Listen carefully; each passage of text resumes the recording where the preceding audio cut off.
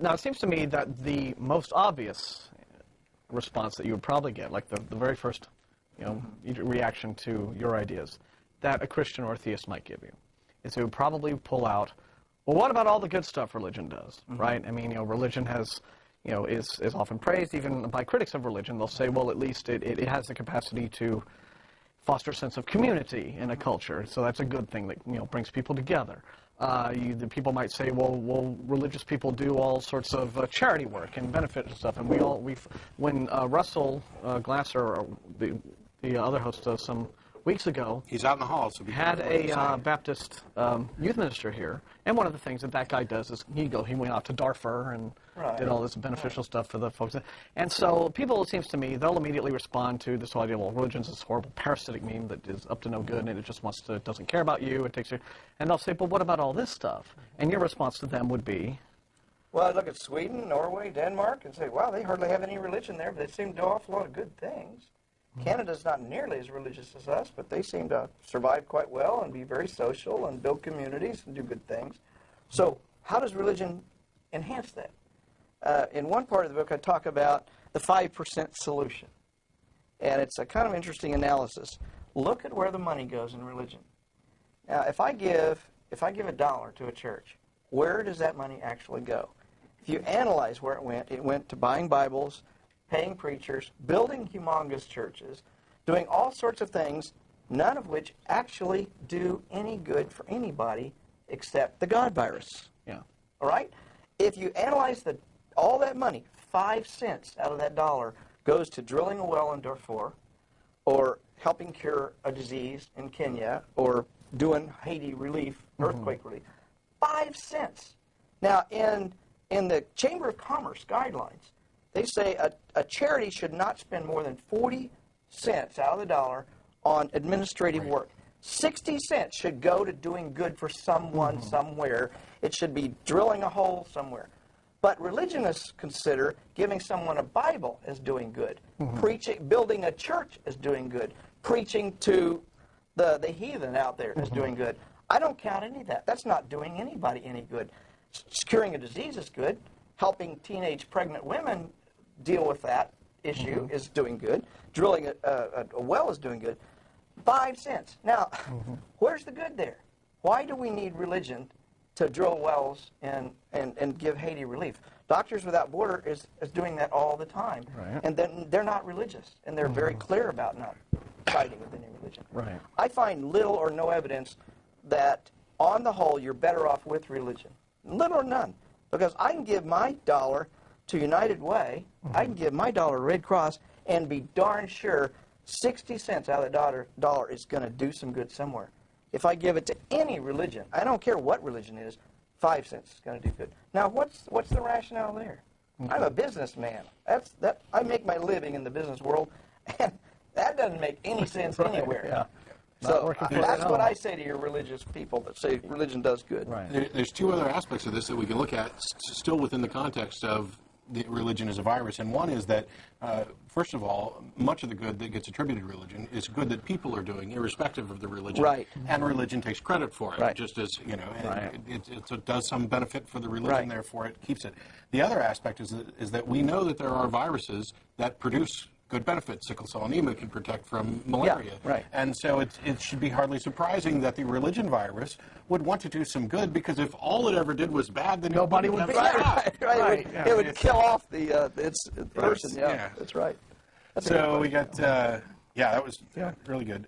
There's one other I want to touch on, but I got at least one caller on the line. We got Nick in Chicago. Hi. How you doing, Nick? Good. I actually don't have a question anymore. You guys just discussed it. Oh, well, what else? Just Thanks for calling. off the top of your head, what, you want to throw anything out off the top of your head?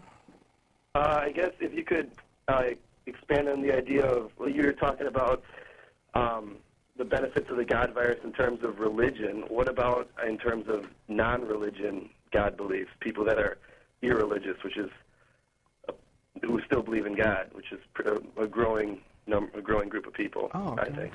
You're right, and it's a growing group of people, and they're very slippery, because whenever you say, well, religion does this or that, they'll say, well, I don't believe God has a religion, I just believe in God. I think they're pretty benign. Some of them are kind of New Agey kind of people. Others go to churches that are evangelical, and they say, well, I'm not religious. I believe I'm godly, kind of a thing. I kind of look at where they're coming from to assess whether this is a more parasitic or less parasitic belief in God. But there are some real parasitic God beliefs, and there's some that are more benign, if you will. I think the Wiccans, pagans, they believe in some kind of a supernatural, whether you call it God or whatever. They seem to be pretty darn benign, and I don't get too concerned about Wiccans and pagans here in our culture. But I do get real concerned about the evangelicals that say they're not religious. And they're voting. Yeah. They're voting with the ones who are. Yeah. They're on our school board. Right, they're on a school board. Right. Yeah.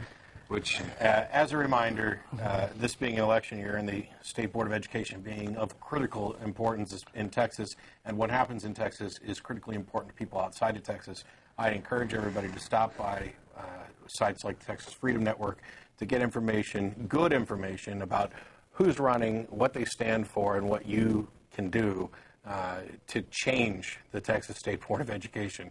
Yeah. TFNinsider.org is the blog to read. They're doing a great job of keeping everybody informed. And the thing, in relation to what Nick asked about, there are now, I think, these parasitic memes that are like the God virus, but that are of a secular nature. And these would be things that are starting to crop up in our culture now, like the anti-vaccination movement. Yes. Oh, and yeah. The 9/11 truth movement, and the birthers, and just whatever crap Glenn Beck talked about tonight that he thinks, the Illuminati is going to come down in its UFO and we're just going to assume sodomize that it your was cat, crap and because then it of will a give track birth to record. an alien who will then, elect progressives to all the Congress, and then they'll take you over and they'll clone you, and just and it's on my blackboard, so it's true. So all of that kind of stuff, right? This is now the same sort of irrationality. Yeah. That and I think that's really at the heart of all this is this propensity for irrationality that people have. Right. This desire to believe things that are somehow self-validating.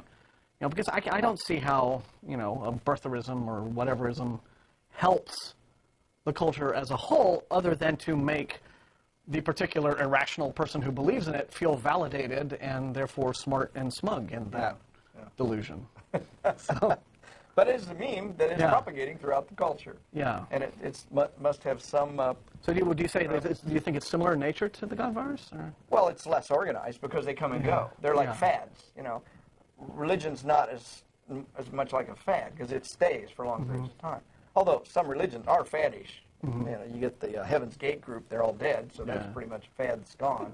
Yeah. Kwanzaa's kind of going out of style. So. It was so good at propagating itself that it killed off everybody. Thanks a lot for calling, Nick. I appreciate it. Thank you. Bye. But in those little phenomena, what you're saying maybe is like the God virus in miniature. It's like a little burst of... There's always bursts. If you think about this, in New York State, upper New York State, where Mormonism got started, there were over 60 different religions got started at the same time as Mormonism. It was called the Burned Out District in the early 1800s because everybody was getting a new religion every week. It was just everywhere, popping up everywhere. And some of these religions survived, some didn't. Mormonism is the one that survived. Out of all the religions that popped up in that 10 or 15-year time period, Mormonism. So it's like fads, popping. Well, that's not unlike what you're talking about here. They're just ideas. Hula hoop popped up and went crazy and died back down. But there are parasitic fads, fads that are really bad for the culture and the people. And I think you're talking about that. Yeah. So, wow.